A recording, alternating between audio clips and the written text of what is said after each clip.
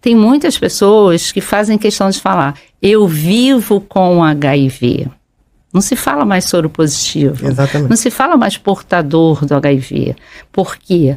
Os meninos que são ativistas, eles falam assim, eu não estou portando nenhum vírus, eu não estou portando um documento, eu vivo com o vírus, eu vivo com HIV. É verdade. Então, é diferente, porque aí você, inclusive as campanhas internacionais, fazem questão de focar na pessoa. Quando você foca na pessoa, você separa a pessoa do vírus. Você do vírus e da doença. Tira esse foco grande que se dá à doença para deixar claro que é possível viver com HIV. E muito, né? Sim, tem as pessoas hoje que não têm noção. Eu tenho amigos, amigas, e que outra coisa que eu acho terrível, né? Tipo assim, será que foi uma relação? Foi. Pode ser. Pode ser, como pode ser com várias outras doenças sexualmente transmissíveis. E a pessoa fala, não era promíscuo. Como se assim, para pegar o vírus do HIV tem que ser um bacanal.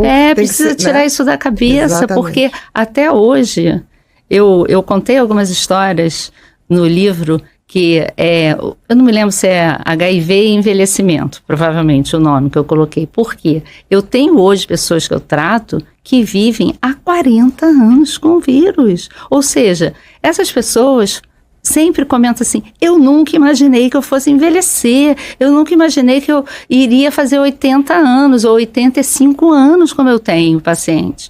E tem senhoras que eu trato que não têm coragem de falar, por exemplo, para uma amiga ou para as pessoas da sociedade, o lugar que elas vão, festas, sei lá, salão, nenhum lugar. Então a família sabe.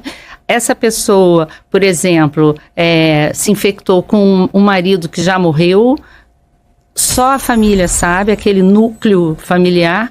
Porque é vergonha viver com HIV? Ainda é. É uma loucura isso, porque o preconceito não acaba. O preconceito mata. Principalmente de uma geração, essa senhora, como você está falando, que a AIDS ali na década, final da década de 80, início da década de 90, século passado, era quase uma sentença de morte. Sim, então eu acho que não desvinculou isso, que hoje não existe. A nova geração já não tem esse impacto.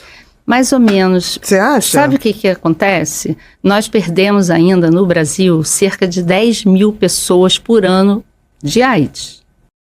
Canal Motivamente.